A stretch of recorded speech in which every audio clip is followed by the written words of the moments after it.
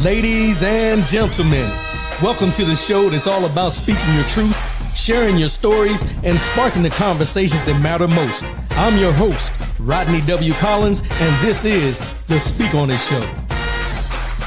On this show, we dive deep into the thoughts, experiences, and ideas that shape our world. It's a place where voices are heard, perspectives are celebrated, and discussions are not just encouraged, but cherished. Whether it's culture, politics, personal growth, or just life's everyday adventures, we're here to explore it all. We've got engaging interviews, thought-provoking discussions, and sometimes we might even stir the pot a little bit. Speak On The Show is where we challenge the status quo, celebrate diversity, and engage in conversations that make us think, laugh, and grow. So get ready to be inspired, get ready to connect, and most importantly, get ready to speak your truth. Without further ado, let's jump into today's episode. It's time for the Speak On It Show with your host, Rodney W. Collins.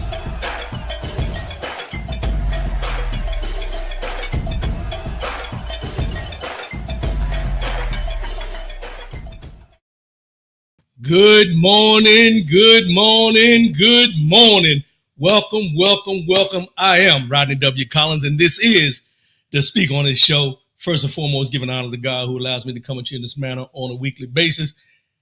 And I want to start off with this morning. Thank you for anybody and everybody tuning in to the most thought-provoking conversation every Saturday morning, 10 a.m. Eastern, 7 a.m. Pacific, here on the Rodney W. Collins channel. On the Speak On The Show. How's everybody doing out there this morning? Hopefully everybody had a good week.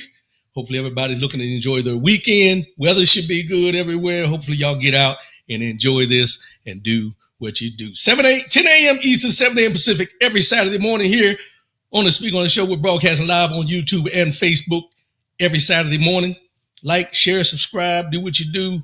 You know, get some other people involved in what we're doing over here. And as I mentioned, I said the most thought-provoking conversation on Saturday morning, but I'm going to say this is the baddest and the best, because I'm start embracing this. The baddest for 13 years now, 13 years running. I'm the baddest and the best talk radio show, talk visual, whatever you want to call it, in this time slot, 10 a.m. Eastern, 7 Pacific. You go out there and find somebody else. I don't think you're going to get what you get here, but I'm just putting that in the atmosphere, putting it in the universe, speaking it into existence. I appreciate y'all riding with me as you always do every Saturday morning. So I got some information I want to pass on to you today, but I want to start off with this because let's go ahead and take this down for now. I want to start off with this morning because I know somewhere there's somebody that needs to hear this.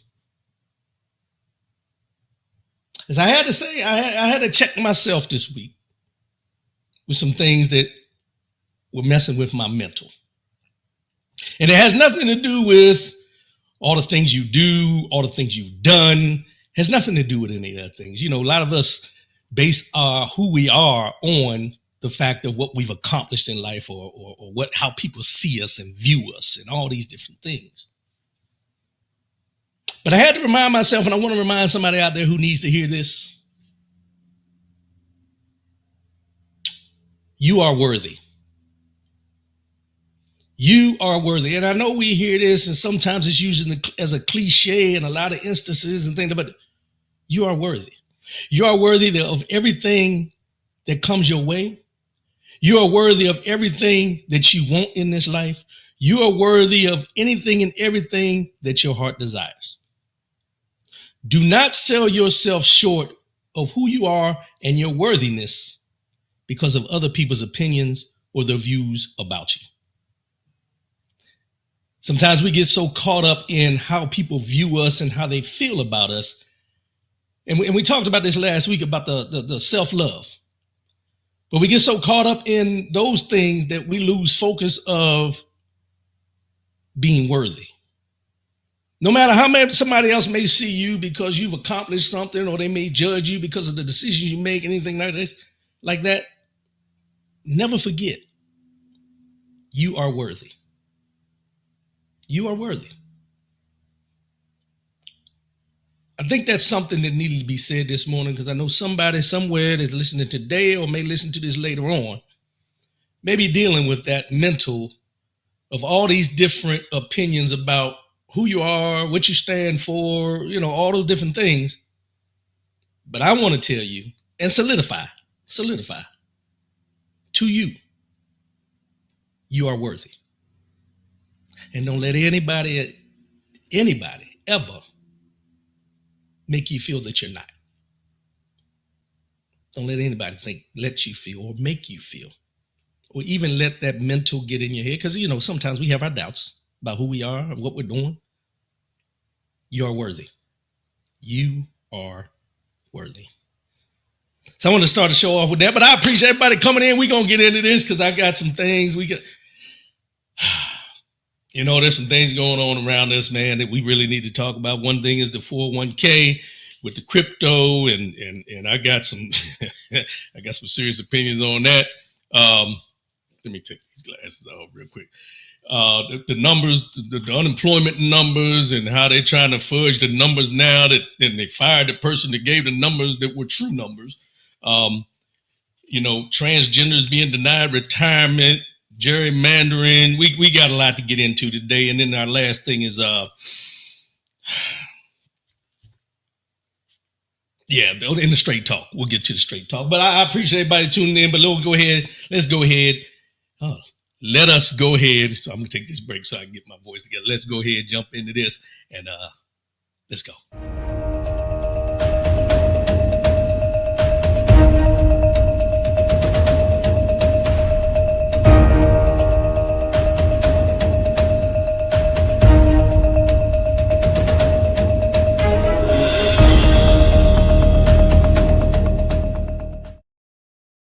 In the news. So last week I talked about the Smithsonian and how the Smithsonian had taken down the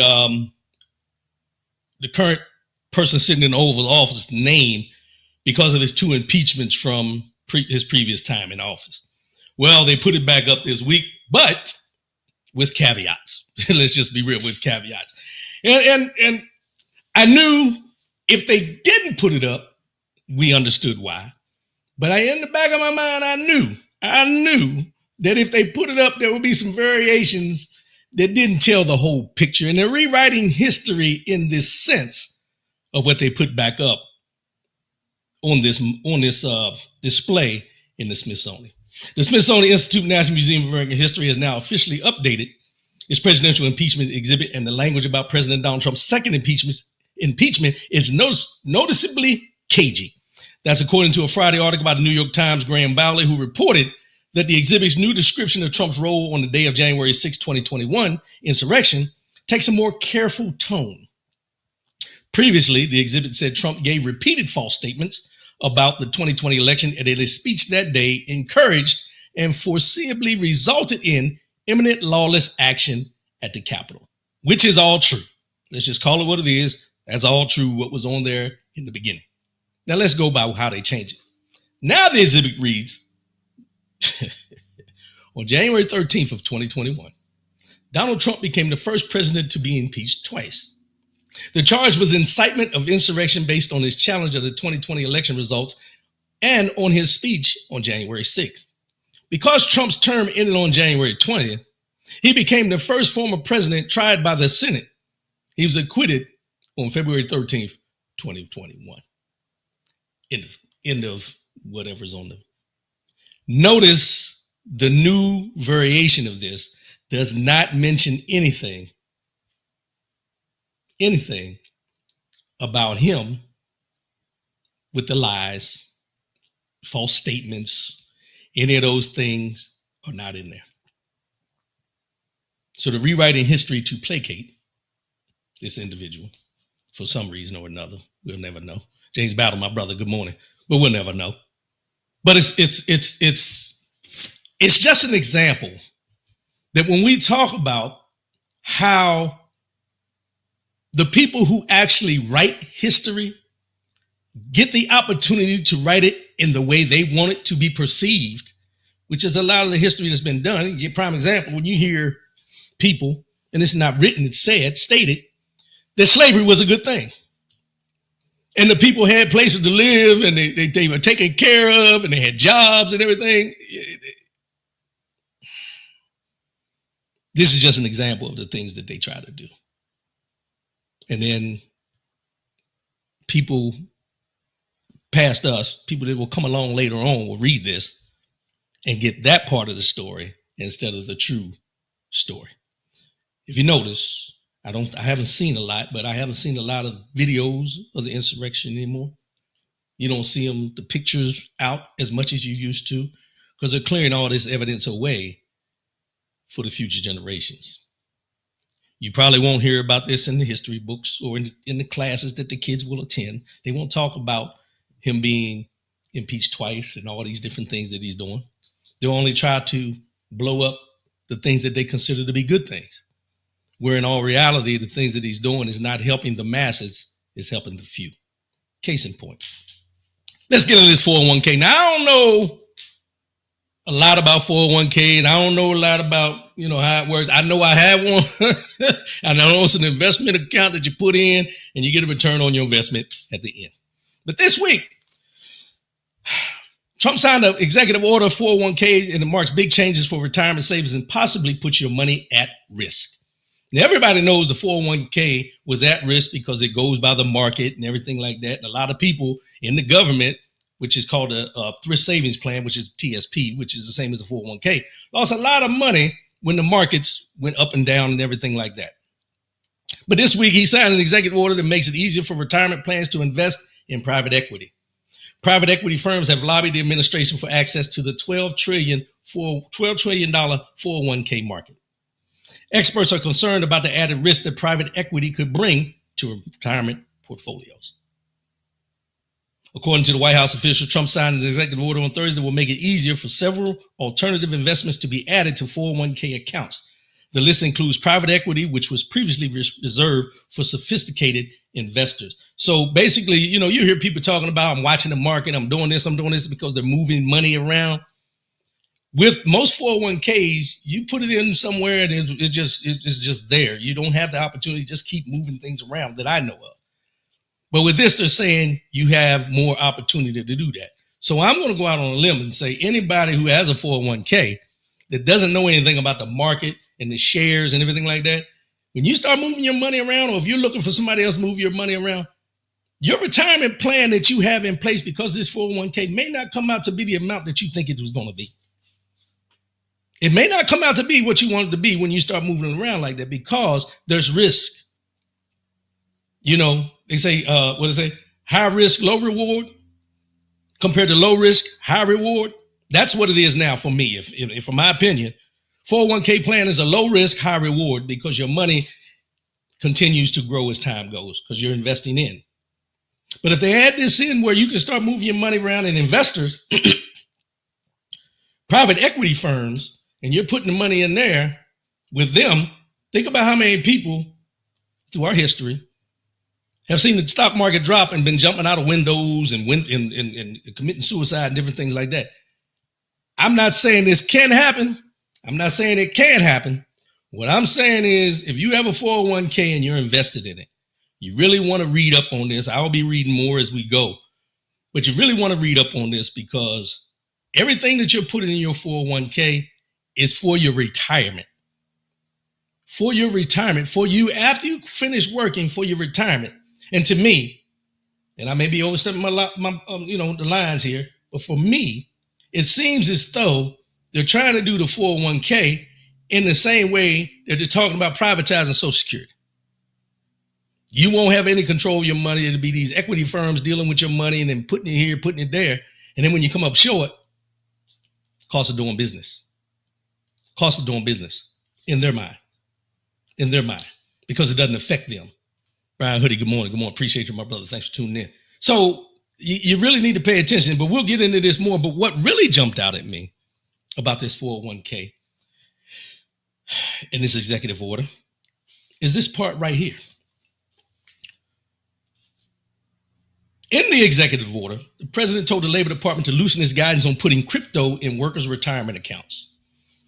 Now, I don't know a lot about crypto as well. I know the 401k, I know the basics. But crypto, I know nothing about. Bitcoin, all those type of things, I know nothing about it. And I'm not going to act like I do. However, I got some things that I found about the risks of crypto in the 401k plans, but I'm going to get into that in a minute. But it says the White House bill to move is giving working people's 401k accounts the same access to exotic financial instruments that rich people enjoy. More than 90 million Americans participate in employer-sponsored defined contribution plans, and most of those are currently restricted from investing in alternative assets, unlike wealthy investors and retirement plans for government workers. Crypto skeptics describe the move, the latest from a president who champions crypto-friendly policy while himself promoting his own crypto ventures. Stuffing private equity, crypto, and other alternative assets in the 401ks is about propping up scams and bailing out an industry that's run out of buyers. And it's being done at the expense of Americans' retirements everywhere, said Helene Olin, managing editor at the American Economic Liberties Project, a nonprofit opposed to concentrated corporate power, which is what this becomes. The order doesn't immediately change rules for 401k investors, but rather directs the U.S. Department of Labor to revise its guidance for fiduciaries. During the Biden administration, the Labor Department urged fiduciaries to use extreme care before they consider adding a cryptocurrency option to a 401k plan's investment menu for plan participants. In response to the president's order, U.S. Labor Secretary Lori Chavez de Reamer said the government should not be making retirement investment decisions for hardworking Americans, including decisions regarding alternative assets. Unlike the stocks and bonds that make up most workers' retirement portfolios, digital assets aren't based on the value of a company or backed by a government. Instead, their value derives mainly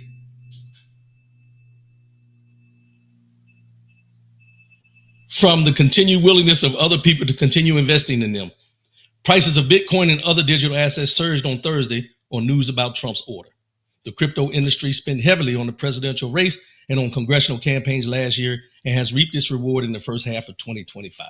Earlier this summer, Trump signed into law a bill regulating the type of digital assets known as stablecoins, and bipartisan coalition of lawmakers is hoping to push through another bill creating a favorable regulatory regime for the broader industry. Now, that's a mouthful. However, let's just break it down to the simplicity of it all. Putting cryptocurrency in the mix with 401ks does not do anything for the normal everyday person who's putting that money in the 401k for retirement. It puts more risk than reward, and it's going to put more money in the pockets of those who own the Bitcoins and the crypto than it is the people whose money they're using from the 401k plans. And as it mentioned in there, the Bitcoin industry has already been losing. So by putting the 401k money in there, it's going to prop them up and tear the other people whose retirement's down. This is just from the basics of what I've read. I would suggest and recommend that everyone or anyone who has a 401k plan read up on this. Read up on this, and you also may be looking at alternative ways to put your money somewhere else till this blows over or whatever they're going to do. Or if you have the option to opt out of the crypto being involved in your 401k, you might want to do that. But in-depth risks of crypto in the 401k plans. Extreme volatility. Crypto assets like Bitcoin and Ethereum can fluctuate 10 to 20% in a single day, far beyond what's typical in traditional markets. This unpredictability makes long-term planning difficult, especially for those nearing retirement. Volatility challenges the ritual of steady accumulation, turning retirement into a gamble rather than a guarantee. Turning it into a gamble rather than a guarantee. So they're looking to gamble with your money on this market of crypto without your consent. Transparency gap. Unlike stocks, crypto lacks consistent reporting standards. Many coins don't disclose financials, governance, or performing metrics. This opacity makes it hard for fiduciaries to assess whether crypto meets the best interest standard required by ERISA, E-R-I-S-A, and I'm not sure what that stands for. Custodial and security risk. Crypto wallets can be hacked, lost, or mismanaged. If private keys are compromised, assets may be unrecoverable. retirement platforms may not yet have robust infrastructure to protect digital assets. Regulatory uncertainty. Crypto's legal status is still evolving. Future regulations could restrict access, change tax treatment, or redefine asset classifications. Fiduciaries face legal exposure if crypto investments are later deemed imprudent. Fiduciary liability. Employers must act in employees' best interest. Offering crypto could expose them to lawsuits if the asset crashes or proves unsuitable. Many plan providers are hesitant to adopt crypto for this reason. Limited oversight and data. Now, this is the big one. The Department of Labor doesn't. The Department of Labor doesn't require detailed reporting on crypto holdings in small plans, leaving gaps in the oversight. Without full visibility, regulators can't protect investors effectively. And the bottom line, with all this 401k and being able to put crypto into 401k and all this kind of stuff, breaks down to this simple phrase. What isn't seen can't be safeguarded. What isn't seen can't be safeguarded. And that's basically telling you, you can look at your 401k and know what it's doing because you got the visuals of it. But if with the Bitcoin, where there's no regulatory or no regulation on how it's done and everything, they don't even have the way for you to look at how this Bitcoin is performing per se, because there's no regulation to have to show you. So if you decide to invest in Bitcoin, you're shooting in the dark. But this person that sits in the Oval Office has just made this an executive order about the 401ks where you can invest in other things, and cryptocurrency and the Bitcoins are one of those. Who's going to benefit from this? The everyday American person who has a 401k plan through his job or her job that's looking to save money for retirement? Or the Bitcoin people who there's no regulations and no oversight or anything like that, who your money is going to go to them and what they do with it, and they can actually fudge the numbers on how much they've made off your money and how much your investment is going to return. How did we get here? This is all about big business, which lets you know why these people still support this man. It's all about big business. The rich get richer, the poor get poorer, and the middle class gets shifted down. Now let's go to another section. And I seen this week, and it really jumped out at me. For someone who has said numerous times that they have nothing to do with and have never read Project 2025, it seems that all the people that were involved in Project 2025 are in this administration, or he's inviting them to try to prove points about what he's doing and how it's going to benefit us and everything like that. This week, after he fired the Department of Labor statistics person who put the job numbers out, and they showed that low number, and he said it was fake numbers and they were fudging the numbers and everything, so he fired her. This week, he invited a Project 2025 author to present economic data after jobs reports showing rising Black unemployment. The president attempted to tell a different story about the U.S. economy than what the latest job report revealed. In the White House on Thursday, after last month's labor report revealed a slowdown of job creation and the highest, let me reiterate it, the highest Black unemployment rate since the height of the COVID-19 pandemic, as reporters were lined up outside the White House to attend a scheduled East Room ceremony commemorating National Purple Heart Day. The White House pool was unexpectedly rushed into the Oval Office. Inside, Trump was joined by Stephen Moore, an economist from the conservative think tank, the Heritage Foundation, authors of Project 2025. I don't even need to read any more of this. When you bring somebody in, not somebody that's already in that department that deals with the numbers, because you probably couldn't get them to go along with what you were trying to falsely put out, because you fired the person that put the numbers out.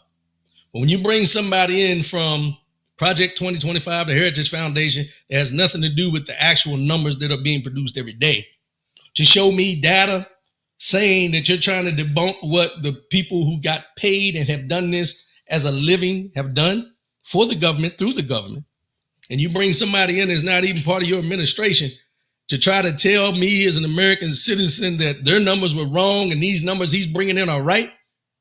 The same people who wrote Project 2025 and have put everything in motion that's in there that you said you didn't have a part of, you lost me at that point. Not that you didn't lose me a long time ago, but you lost me at that point when it comes trying to argue your point that the numbers were wrong and black unemployment is rising. So who's taking the black jobs? I had to, y'all. Who's taking the black jobs? Remember he said these illegal aliens, is what he said, are taking black jobs. Well, the black unemployment numbers are the highest since the COVID-19 pandemic. So who's taking these black jobs? Oh, nobody's taking them. You eliminated most of them because a large percentage of the African-American black population that lost their jobs were federal employees. Federal workers, federal employees for the government. But the unemployment, they had to go file. A lot of them didn't file or couldn't file because they're going to get their money at the end of, I think it's September is what they paid them out to and so on and so forth. However, black unemployment is still on the rise in spite of the fact that most of those people haven't been able to file for unemployment because they're still getting money. Because, you know, if you're getting a severance pay or anything like that, you cannot file for unemployment. I don't know if everybody knows how that works. So these federal employments are, federal employees who were let go or took the buyout or anything like that can't file for unemployment until probably October because their last check is coming in September. So where are these people that are on this high rise of unemployment for African Americans, blacks in this country? Who took their jobs? Just a question. Because you said that's why you were trying to do this immigration thing, because they were taking black jobs. Who's taking them? While campaigning for his return to the White House during the 2024 election, Donald Trump warned black voters that undocumented immigrants were taking their so-called black jobs. They're taking black jobs now, and it could be 18, it could be 19, and even 20 million people. They're taking black jobs. That's what he said June 27th, 2024, during the presidential debate. Trump repeatedly claimed along the campaign trail, including his explosive interview with the National Association of Black Journalists. And this is what he said: coming from the border are millions and millions of people that happen to be taking black jobs. Trump asserted at the time, prompting gasp in the room of black reporters. They're taking the employment away from black people. They're coming in and they're invading. I guess my question is, are they taking white jobs too? Just a thought. Are they taking white jobs too? Because the unemployment rate for whites is about average. But for African Americans, it's the highest since the COVID-19 pandemic. So which one is it? And for all you people, I'm going to backtrack for a minute. A couple shows ago, they were a little upset when I said, this is what you voted for, and you said, yes, I voted for it. He's doing this, he's changing this, and we didn't get Miss Word Salad, and all those different comments you made in there, whatever. When we bring to the attention of those folks who don't look like us about what we're dealing with as a people that look like me, there's always this pushback that that's not true. The numbers aren't real. All these different things that they want to throw out there that when we bring up where these inconsistencies are with the system and the way it's set up, we're the issue. We are the issue. Raymond Hunter, my brother, welcome back. Bet you that lump sum will be taxed twice, once based on the lump sum value, again in 2026 as part of the increase in a new tax bracket. Booyah. There you go. Tax twice, maybe three times. You just never know. They'll find a way to get most of that money back from the buyouts. James Battle, he also said the immigrants are naturally built for farm jobs. Yeah, I didn't want to go down that rabbit hole, but since we already in here, yes. So, Thank you, James Battle. Because my thing was, when I started reading this, I'm like, okay, wait a minute. So you're saying that they're naturally built for farm jobs. But this is the same language that was used during slavery. That we were built, our bodies were built for manual labor that we were doing as far as the picking cotton and all those different things that you can think about during slavery. And then now, years later, when the so-called immigrants, that they say, have come here and are picking the crops and everything like that, they're built for this. So anybody, let's break this down in simple terms, because we talk about the white supremacist mindset and things like that. And as I mentioned before, this don't cover everybody that's white, but it covers a large majority of white people who think their supremacy outreigns everything in this country. But I digress. Let me continue. This goes back to the thought that anybody who is of not the white demographic per se, whatever we have as far as because of our melanin content, we're built for something that deals with strictly manual labor. We can't think. We're not smart. We shouldn't be, we couldn't read. It's not that we couldn't read. They chose not to allow us to read, which was a law. These are the things that a lot of people don't want to talk about because it's revisionist history. And when you talk about history, they want to leave out those parts and concentrate on these parts. I'm trying to understand, and it probably will never come to me, but I'm just trying. I'm trying to understand how your melanin content has you built for something specific. Because as I remember, my melanin content, your melanin content is the difference in any of us. However, we bleed the same. We breathe the same. We walk the same.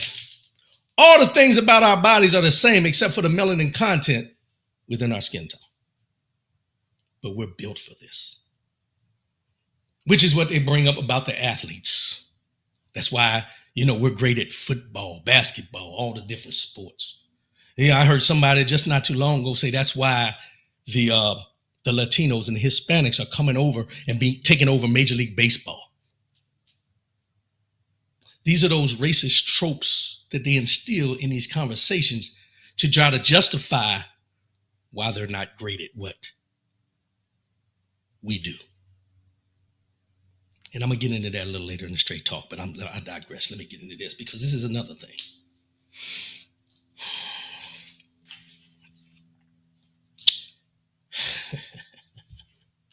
You know what? Let's take this. I'll be right back. Only the warrior who has faced battle truly knows its cost. Yet it's the spectators who shout the loudest. Everybody's got something to say about your life, but most of them, they've never fought your battles. They didn't feel the pressure.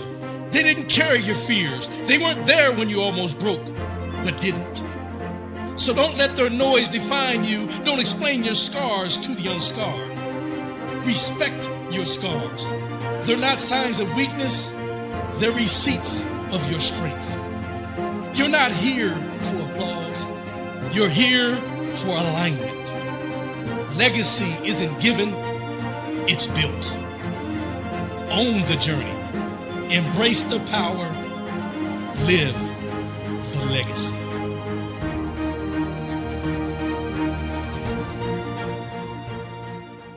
Lifegistics Coaching Solutions.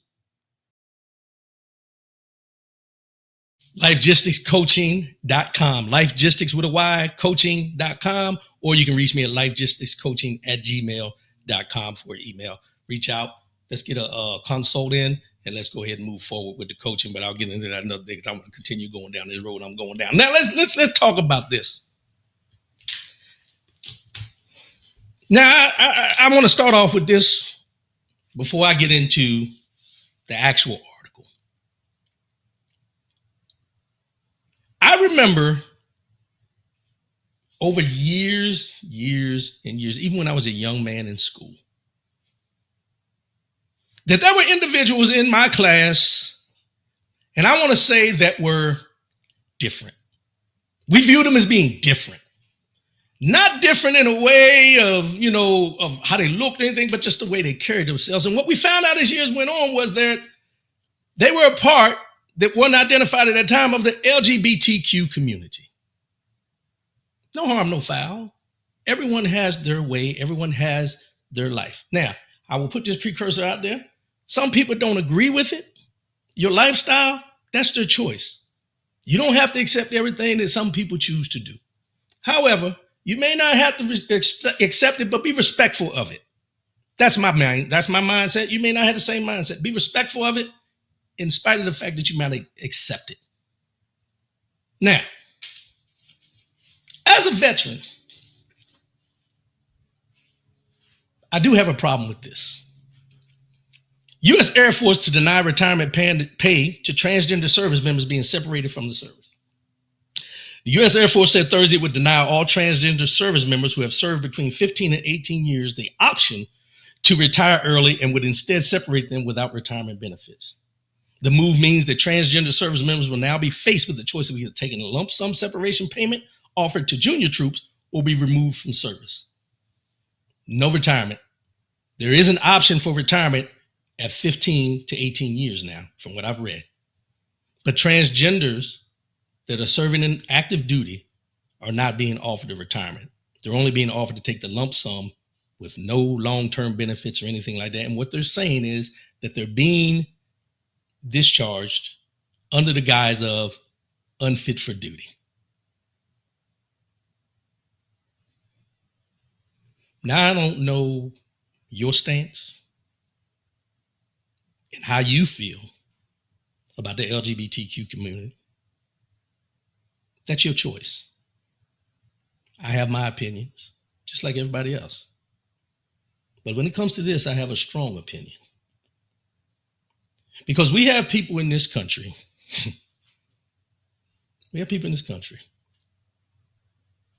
who continually sprout out their name out of their mouths about people who serve and being patriotic and calling other people who've never served patriots and all these different titles and things they do. But these people who they now want to snatch benefits from chose to serve this country in spite of the fact of what they may have been dealing with internally as far as identity. And now that they've come to grips with their identity and they're serving in that manner, this government decides, yeah, after 15 to 18 years, you're going to take the lump sum, no matter how good a service you were, no matter how honorable you served, any of those things you can think about, but you're not going to get the benefits of serving that time. Raymond Hunter, so service is not a meritocracy. It's based on another group. I'm sorry, factor. What a joke. It is a joke. And it bothers me because I have this, and like I tell you, I don't do comparisons. I do facts. And when I read this, thank you, Raymond Hunter. When I read this, the first thing that came to my mind was all the African-American men and women who served this country during war times and were not afforded the same benefits as the white counterparts who served in the same way at the same locations during the same wars, where they weren't allowed to have VA loans, VA benefits, buy houses for generational wealth, all the things you can think of that they were denied. This is the same thing to me. Now, I don't want anybody to think that I'm comparing the two or that I'm actually looking at the two in the same manner. What I'm trying to get you to understand is that the biases and the prejudices that have long existed in this country are still here today. And how you take a people, because of their melanin content, again, I'm going to start with that, and decide when they come back from serving this country and defending this country that they're not entitled to the same thing as those with less melanin content is no different to me as them saying, you have served this country proudly. However, your sexual orientation and sexual preference allows me to deny you the benefits that we're told that you would be able to earn when you joined. Make it make sense. And I'm going to send this out to all those people, specifically the people in the back, who voted for this administration, who are hell-bent of talking about they support the LGBTQ community, but don't have a problem with this. Because what you'll find out, and let's just be real here, what you'll find out is those people that say that don't really support the community as a whole. They support the people that they know are a part of that community. See where I'm going here, right? It's selective support, not overall support. Because if they don't know a transgender person who is serving active duty, they don't care. But if they know a transgender person personally or in their family, they'll support anything and everything they may do to a certain extent. Let's just be real. Because you got those biases and you got those people that act like they support but don't. But on a large scale, they pick and choose. It's no different than what I've talked about on this show many times. When we talk about the African-American Black struggle and things that have gone on in this country with us and things we still deal with today, you have allies and you have those that are ally. This is the same. And as I told you, I don't want you to think that I'm correlating the struggles of being in the LGBTQ community as the same as the Black struggle. I'm not saying that. But the similarities are right there. The similarities are right there. All because they're different. Or we view them, or they view them as different. That's it. But to take the benefits that I have duly earned and snatch them away, not because of something I've done, not because of a court martial, any of those things you can think about, dishonorable discharge, none of those things are on the table. Unfit for duty, under the guise that you're transgender. And being transgender does not fit the ethos of the military, per se.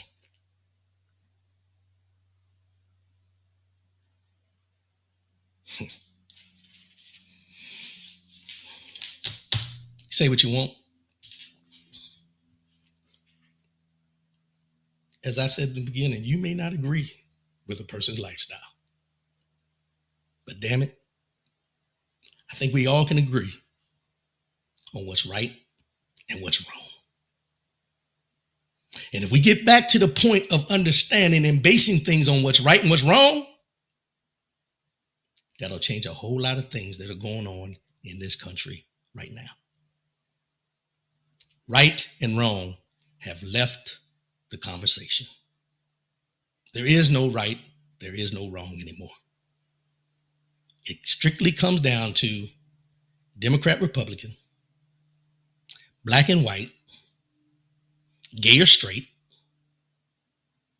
immigrant, illegal immigrant, citizen, birthright citizen. All these things that are being done to not unite us, but to divide us. Raymond Hunter, it's all a money grab. They keep us distracted with people they care little about. For instance, I think the Trumps are in the middle of a $3 trillion deal. Trump had the 3 leaders of $1 trillion companies at his inauguration. Yeah. I'll give you another part. And this is going to digress a little bit, but I didn't have it in my notes, but I'm going to bring it up because we're talking about money grabs. You remember at one time during the Israel and Gaza conflict that's been going on for who knows how long. It's been going on for a while. And Donald Trump came out of his mouth and said that Gaza was beachfront property and they plan to build there. And then this week, Netanyahu said that they're going to occupy Gaza. That's all you need to know. All you need to know. Chuck Kelly, my brother, what's going on? I agree. Not only did this administration cut them, but they also did not give the option of grandfathered in. Take care of all the currently serve. Then debate stopping future enlistment. Yeah, normally, and you're right, normally they do have a date that this will take effect. Not right today. They usually grandfathered in, as Truck said. But now it's cut them off. No ifs, no ands, no buts, cut them off. As controversial as the don't ask, don't tell policy was, it worked. As controversial as it was, it worked. Now, it doesn't. And they base a lot of these things on surgeries and their transformation. I can't remember the exact words, so don't y'all jump at me. I think it's transformation or their, whatever they call it. I can't remember if anybody knows, help me out. But when they're transitioning, their transition to who they were to who they're becoming. Because they're looking at how much it's going to cost and the long-term health care and all these different things you can think about. And I heard someone in the community, the LGBTQ community, say this one time, and I've seen it posted in different places, so I didn't write this. If you have a problem with same-sex marriage, don't marry the same sex. That's for you people out there with the stigmas and like I said, I may not agree, but that don't mean I have to be disrespectful. That don't mean I need to treat them as less than. And the reason why, and this goes back to when I talked about the cookout. We have been through so much as African American blacks in this country that we understand when things like this happen. Why? Because we've lived it. We've seen it. We understand it. And when there's discriminatory things like this come up, we may not agree with the certain things of it, but we understand why and how it's being done. Because if you look through history, everything that's being done now has been done to us before. It's not new. Different actors, different executive orders, different people put them into play. James Battle, they are trying to do the same thing with black military members as well. Look at what they're saying about discharging men with razor bumps. Just a backdoor way of trying to rid the military of black men. Yeah. No different. No different.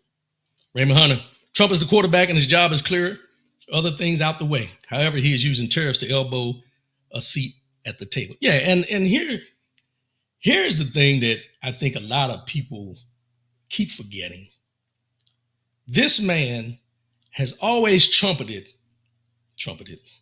that he's a good businessman. And if everybody looks through history, him calling himself a good businessman was a lie from the start because of how many bankruptcies. And right now, everything he's doing is with the intent to bankrupt anybody and everybody that's not on his level, or anybody and everybody who don't kiss the ring, which is me, you, and everybody like us. But you voted for this. I'm gonna continue to say that. You get mad all you want. Y'all voted for this because you didn't think it was going to affect you. You didn't think it was going to affect you. And now, here we are. We'll be right back.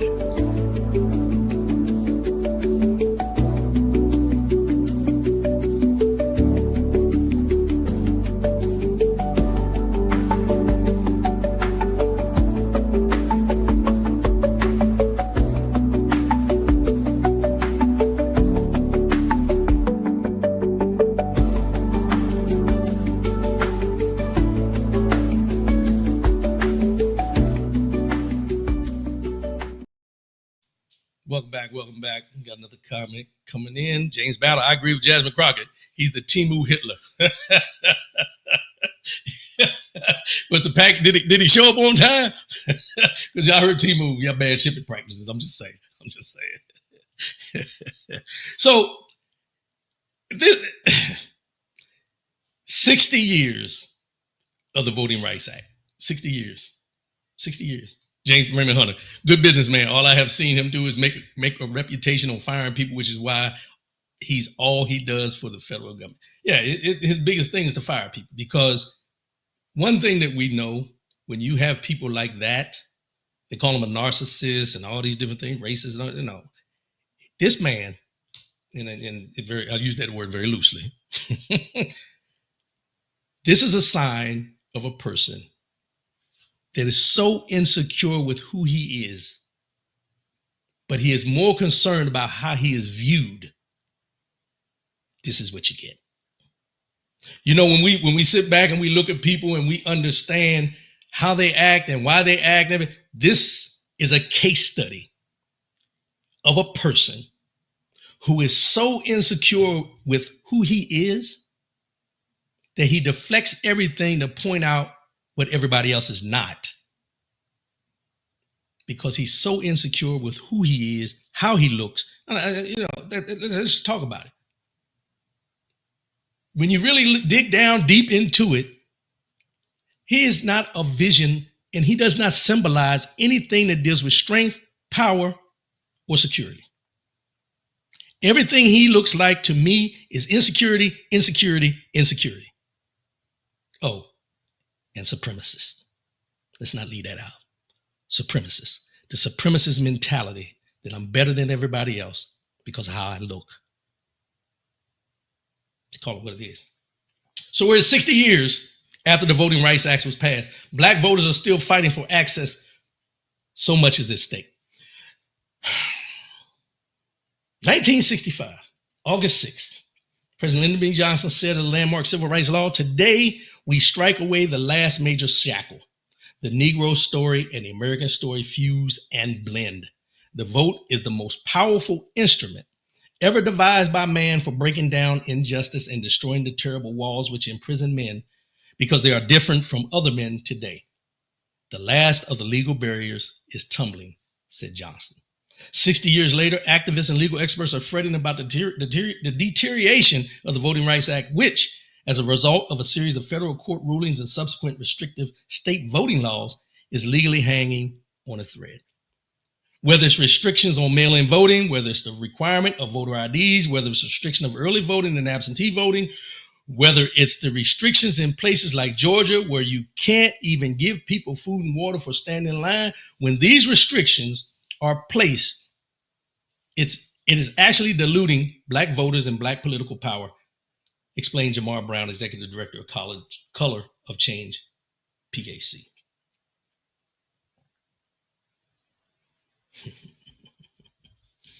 $60 years, y'all. 60 years. And here's where a lot of it gets lost. The Voting Rights Act was, at the time, seemed like it was helping Blacks, African Americans only. But the Voting Rights Act helped women get the right to vote. And at this time, there's talk in the Republican Party about not allowing women to vote. Not only are they trying to take away the Black vote, they're trying to take away women's votes.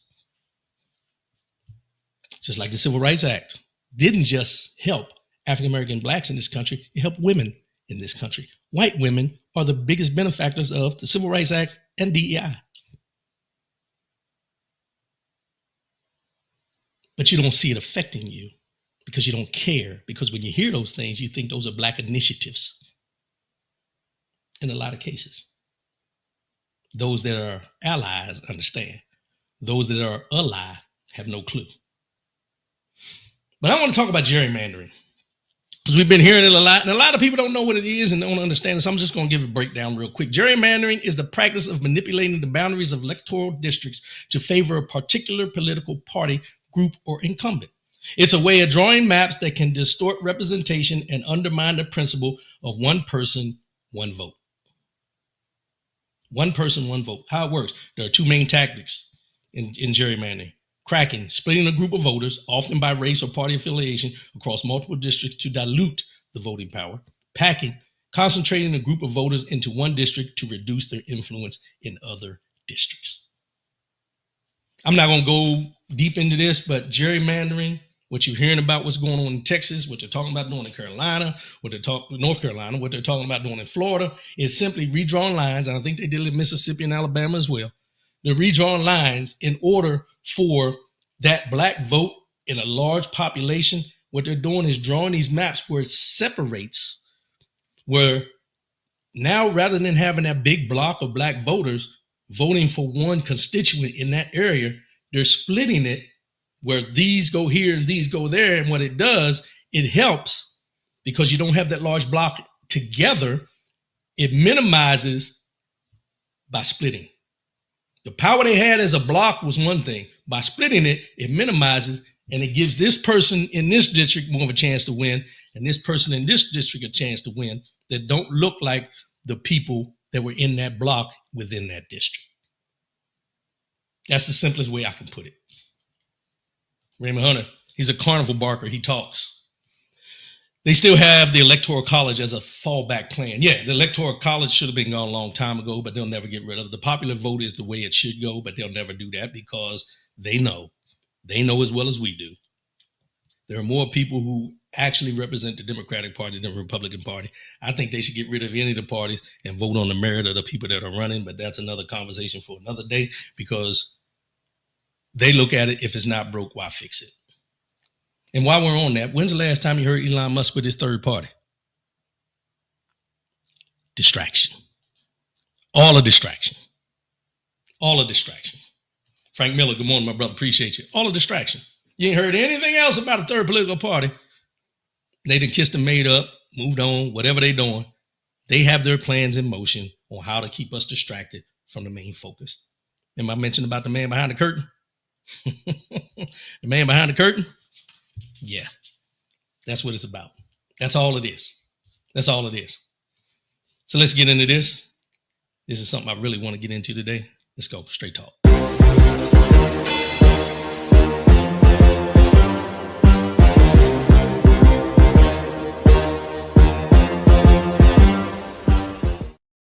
Straight talk, straight talk, straight talk. Let's get into this. So, I was listening to something the other day, and I can't remember if it was on Urban View, which I told you I listen to a lot. And it was either, I forget the name, Karen Hunter or Larry Daniels Favors that brought this up. And it really struck a chord with me when they were talking about it because it made me realize something. And I started this off and I titled it, The Scoreboard Doesn't Lie. The scoreboard doesn't lie.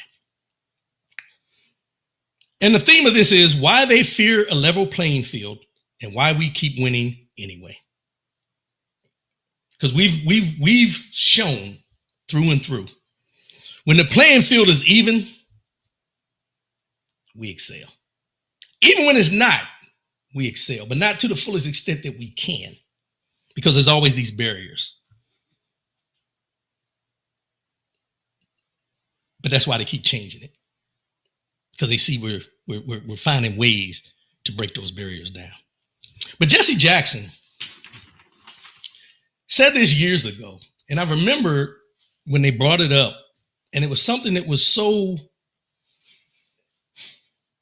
it can go from generations back all the way to today. And this is what he said.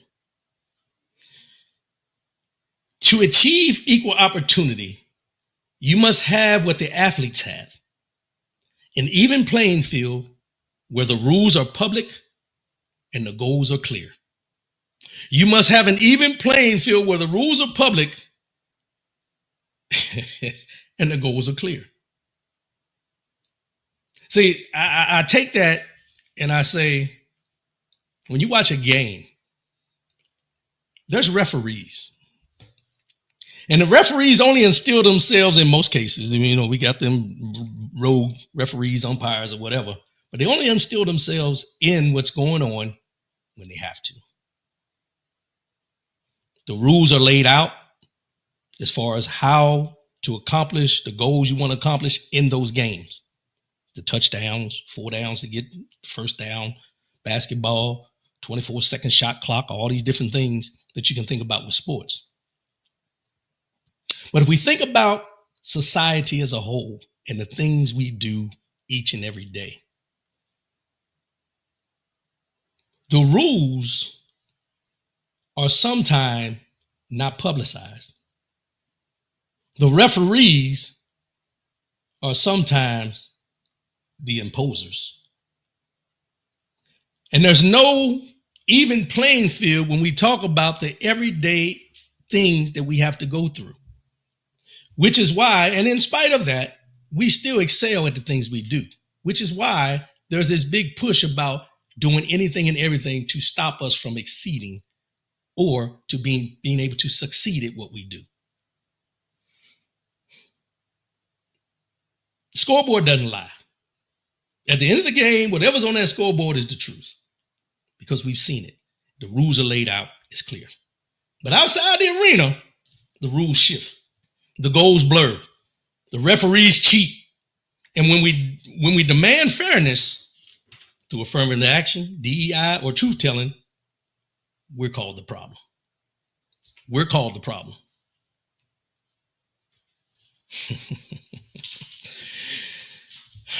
They didn't want us to read.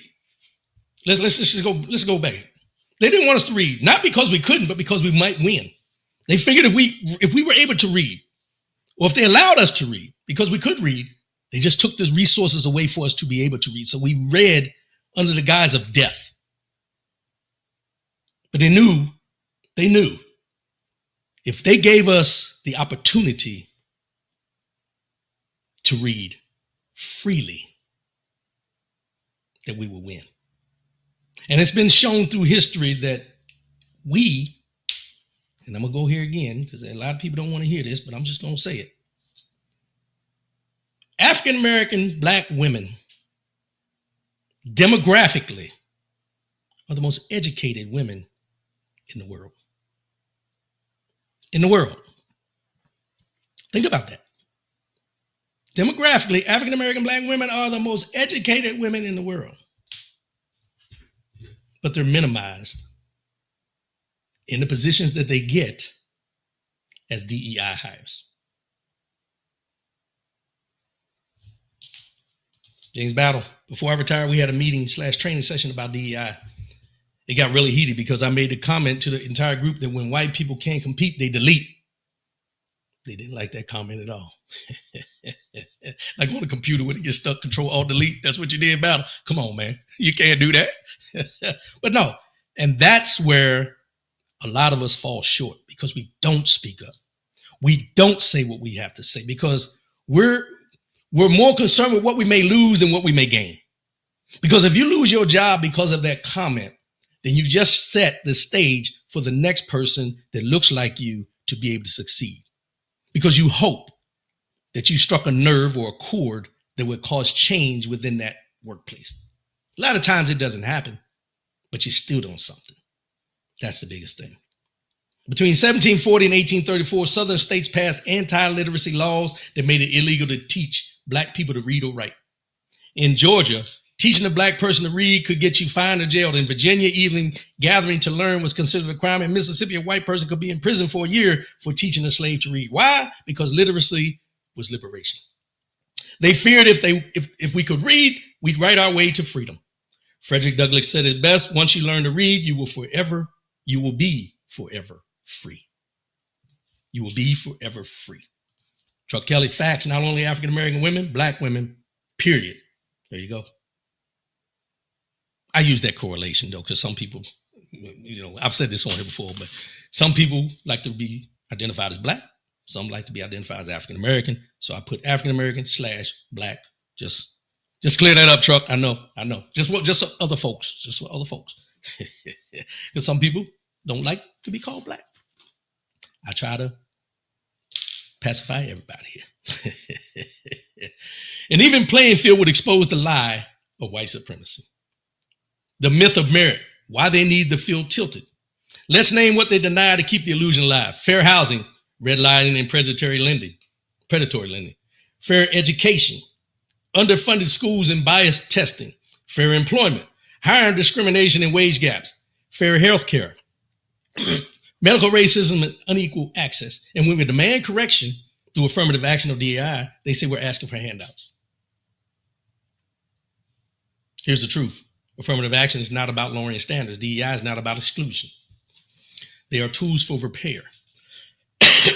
And here's the thing. Excuse me. Most of the people know that these aren't handouts when we talk of DEI or affirmative action. Excuse me, y'all. But they want to make it seem that way for some reason. It benefits their convo. Raymond Hunter, so if you keep trying to suppress me and I exhibit greatness, who needs an even playing field? Deeper, if I do more than tread water, then who really needs an even playing field? If you cheat and repress an outcome, a Jesse Jackson, Michael Jordan, if you stop me from reading and reproduce a James Baldwin or Charles Drew, who needs affirmative action? It's true. It's true, because here's where I think a lot of people don't understand exactly what you're saying, Raymond Hunter, and I appreciate that. If there was an even playing field, you wouldn't need, as you mentioned, you wouldn't need affirmative action. You wouldn't need DEI, because I'm being hired on my merit, as they always like to use the word meritocracy, per se. But understand, and this is something that we've been told and we've been taught as we were young. When you walk into a room, they don't see a man. They don't see a woman. They see black. Let's just cut through the bull and call it what it is. They see black. When you show up for a job interview, they see black. As much as a lot of people don't want to admit to this, this is something that will never be shaken in this country, because the visuals and the history of this country, as I always mention, has conditioned people to have these biases strictly because of your melanin content. And we've had this show, we've talked about on this show about code switching and how we have to go from one aspect to another. We have to be like chameleons when we go into these different places. But as I mentioned last week, walk into the room and change the atmosphere. Because no matter what you do, when they see you, their opinion's already been made in most cases. And if the opinion changes, it's one of these things where they say, you're not like other black people. Remember I talked about that? When black leadership names the tilt, it's called division. Even President Obama, calm, measured, brilliant, was labeled divider in chief for speaking truth about race. He didn't create the division, he named it. And the naming was the threat, because when black voices point to the tilt, the myth starts to crumble. And the system responds not with repair, but with resistance. I want to stop there for a minute. I want to ask this question, because y'all know I get into this, and I'm going to take this straight talk off here for a minute, because I just want to. Because I've said on here before, I've been called a race baiter. I've been called different things because of what I talk about on this show, and I'm cool with that. Because if your mind is that shallow that because of me talking about it, you think I'm injecting race into every conversation because it's not an issue, then the issue is you. When they called President Obama the most divisive president we ever had, did y'all forget about slavery? Some of these presidents were slave owners. But you're saying he's the most divisive? Why? Because he brought it to the forefront and spoke it from the Oval Office about what is going on in this country with racism and white supremacy? Is that why you call him divider in chief? Because as I recall, the person that's sitting in there now is more of a divider than President Obama ever was.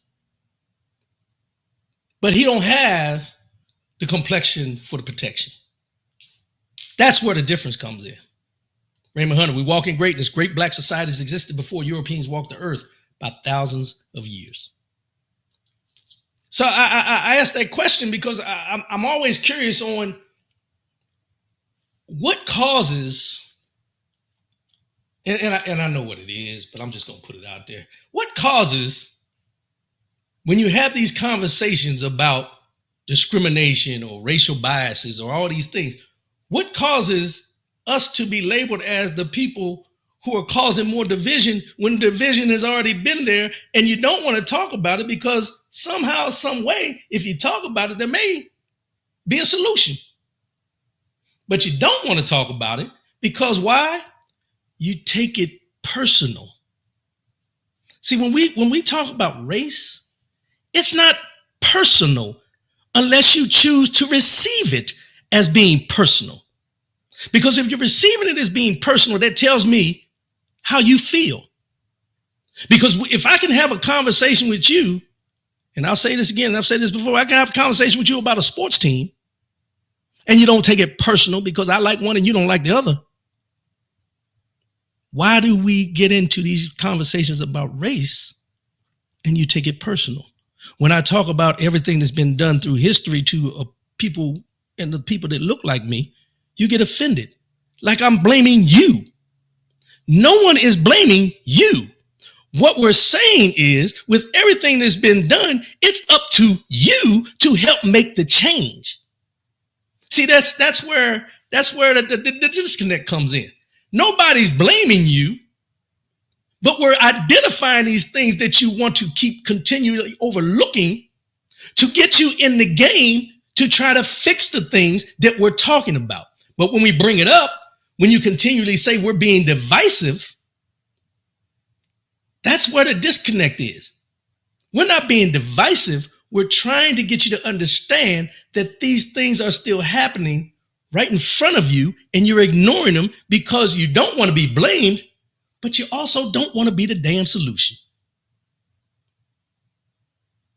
So which way do you want to go with it? Which way?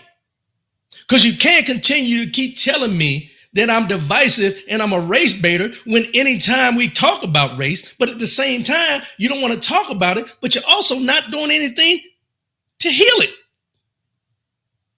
But I'm the problem. I'm the problem. I'm the problem. Obama's the problem. Al Sharpton's the problem. Roland Martin's the problem. Anybody that brings up the things and the discrepancies in this country that deal with race, we're the problem. But let me ask this question. If I'm the problem because I bring up what the problem is with race relations and racism, how come the KKK, the white nationalists, the Patriot Front, the Proud Boys, why aren't they a problem? Because they're reinforcing everything that I'm telling you is wrong. But they're not a problem. But I am. Al Sharpton is. Obama is.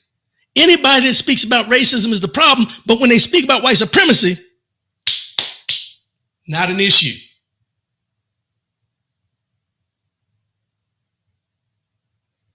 I will continue to be a problem till the day I die. Because until something changes, I'm going to continue to speak from the top all the time about anything and everything that deals with racism. And you can get mad.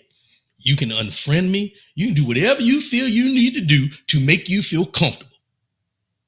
But it's not going to change my views, and it's not going to change the way I speak about these damn inconsistencies in who you are in this country. Now, I got a whole bunch of comments in here, so y'all bear with me. Raymond Hunter, Woodrow Wilson tried to fire every black person in the federal government. Sounds familiar, don't it? James Battle, Bruce Pearl, the Auburn basketball coach, said this week that Obama divided the country, but he could never present an example of what made him divisive because none exists. The mere fact that he was elected president made it a problem because that was never supposed to happen in this country. For most folks, yes. For most, yes. And I've seen that. And I'm going to get to these other comments, but I'm going to comment on Bruce Pearl for a minute there, Battle. When I see these former or current college football, basketball, pro coaches come out and say that President Obama was a divisive or Jesse Jackson or any of these people, and they say there's no racism and anything like this, I ask myself, how do they interact with their athletes on that level? And it didn't take me long to figure it out, because it's no different than what this person in the White House is doing right now. And it goes exactly like this. I can put on a mask to act as though I accept you, because what I'm going to benefit from you at this time is more important. And if our athletes that are going to these colleges wake up and really see that these coaches could give a damn about them, this is why, and I'm going to digress from it, this is why they're so afraid of Deion Sanders in Colorado. He has set a standard of caring for each and every person on that team, not because of what he can get from them, but what he can pull out of them as far as their greatness. And that's a threat. Chuck Kelly, they're afraid. They're afraid of the Deion Sanders. They're afraid of the Rodney Collins. They're afraid of us because we're speaking greatness into our young men and young women. And they're afraid because they don't do that. They just tell them where they fall short and where they got to get better, because their main goal is to give them the vision that under my tutelage as a coach, I can make you a pro.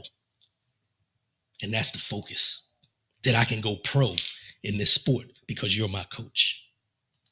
Chuck Kelly, but we need to readjust and take command of our race and bring us equally to the front. Yes, we do.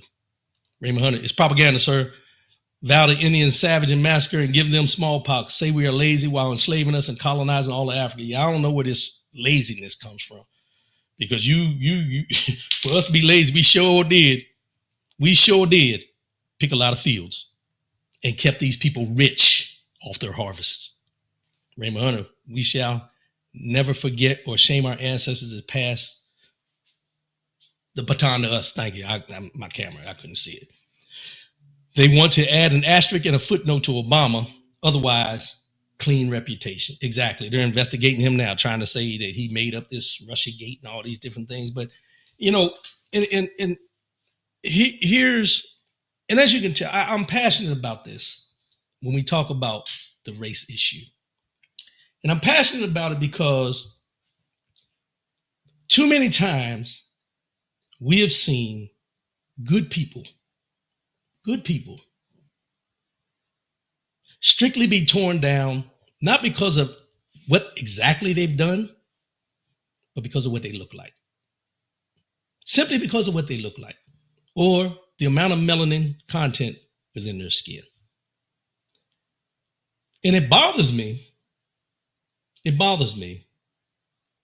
to the point where I feel the need to put it out there. And I put it out there because some will receive and some won't. That's a choice. But I'm not going to change the way I feel because of the experiences that I've had in this country. And a lot of people say, well, you were in the military. I'm sure you didn't. It's just as bad in the military. Case in point, James Battle just said they're trying to get black men out of the military because of shaving waivers. A lot of people don't know, but I'll put it out there. I have a beard because of my shaving problems. I can't use a razor. I can cut it down low, but I can't use a razor. But the whole time I served, my 21 and a half years, I had a shaving waiver.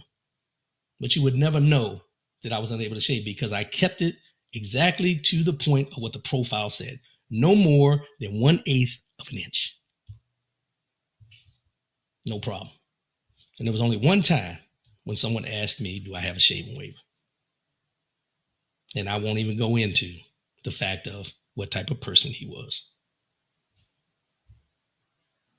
It's little things like that that cause me to continually speak out. Those experiences that I've experienced, and these are just mine, and other ones that we talk about. See, they think there's this thought that everything we talk about with racism only deals with slavery. They forget Reconstruction. They forget Jim Crow. They forget civil rights.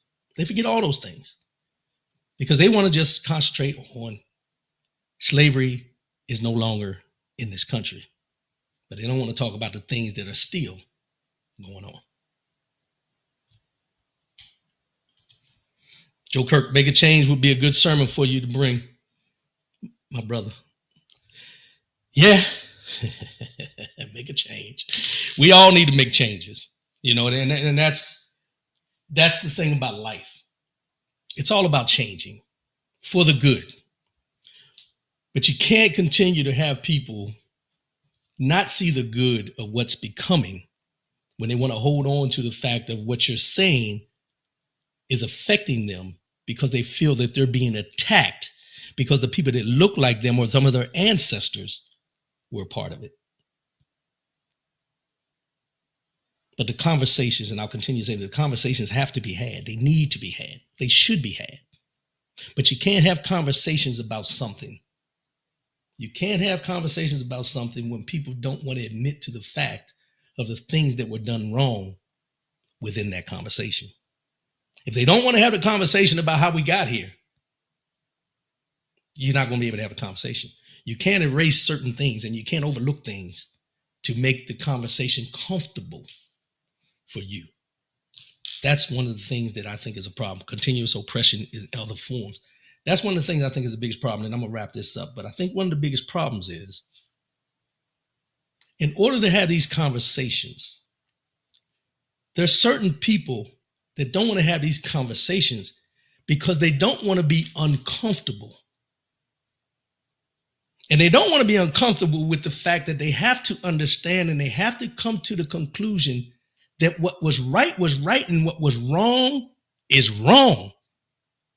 But if I don't have that conversation, if I don't want to be uncomfortable, I'll never have that conversation with you or me because they don't want to be uncomfortable with the facts of everything that we bring up, which is why it's so easy to call me a race baiter or call Obama divisive or call Al Sharpton the ambulance chaser and all these different Ben Crump and all these different people you can think about that continually put what's going on in front of the camera and have no problem saying it and making people uncomfortable.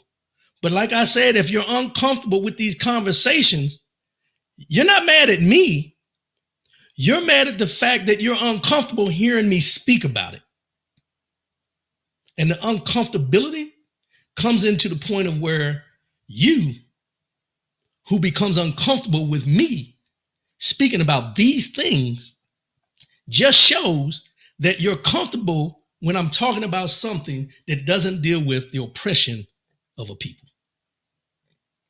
Same thing when we talk about Israel and Gaza. Nobody wants to talk about it for the facts of what it is. They just want to talk about the fact of what happened back in October on that day when some Hamas people came into Israel and kidnapped and killed people. That's what they want to concentrate on. They don't want to concentrate on the history between Israel and Gaza. They don't want to concentrate on the history of Israel and Hamas. They don't want to talk about those things because if we don't talk about that, then we can justify why we're doing what we're doing because of what happened on October 7th. Revisionist history. They don't want to talk about the oppression of a people because if we talk about the oppression of people, then we got to talk about the people who oppressed them. See how that works? If we talk about DEI and why they're getting rid of it, then you have to talk about the reason DEI was actually put into place. When you talk about affirmative action, you got to talk about why it was put into place. You got to talk about the reason in order to deal with the cure. But if you don't deal with the reason and you want to overlook the reason and just jump into the point of talking about this is how we're going to cure it, which is not a cure, it's just to erase it. That's what we have. That's what we have. Raymond Hunter, our people have had to deal with monsters, getting spit on and beating, trying to go to school, shooting up churches, blowing up churches, shooting people in the face because of hot water. We deal with monsters. But you can't tell them that. because they get offended when you bring these things up, Raymond Hunter. That's what I'm trying to tell you, bro. They get offended. And they get offended not because it's something they done, because they know it was wrong. But they can't say out of their mouths that it was wrong. Because if they admit it was wrong, then they're admitting what is going on even to this day is wrong. That's the most simplistic way I can say it. If they don't say these things have been going on for so long and they're all been wrong, then they can't and won't admit to the fact of the same things that were going on then are going on now. It's that simple. I'm going to go ahead and wrap this up for today. I appreciate everybody. Thank y'all for tuning in. Thanks for all the comments and everything. It helps the conversation go along. 10 a.m. Eastern, 7 a.m. Pacific every Saturday morning on the Rodney W. Collins channel on YouTube and Facebook. Like, subscribe, share, tune in. Come on in. Let's have these conversations. Let's talk about it. And I guarantee, there's somebody out there was listening today or will listen later. And this will spark a fuse to make them look at things differently. And that's what I want. I want you to look at things differently. But what I also want you to do is not just to think differently, but to put it in action. Now that you've heard it, now that you've come to grips with it, what are you going to do about it? What are you going to do about it? We got work to do, as I always say.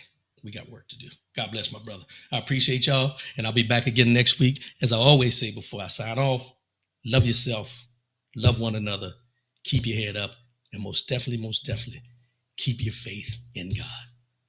And I want to leave you with this last note, and I've said this many times on here, and it was the slogan for my show, but I want to say it this way today. No matter what the situation is, let your voice be heard. Say what you mean what you say. If something's wrong, speak it out. Speak on it. Say it. Point it out. Don't let it go. Point it out. Because sometimes what we do is we overlook the things that we need to be talking about and concentrate on the things that aren't impacting anything. See something, say something. No matter what the situation is, let your voice be heard. That's it. Joe Kirk, appreciate you, my brother. Raymond Hunter, appreciate you. Yeah, study. Getting them books, y'all. Getting them books. And I'm going to go ahead and get up out of here. I appreciate y'all. I love y'all. I'll be back again next week. Holla. Peace.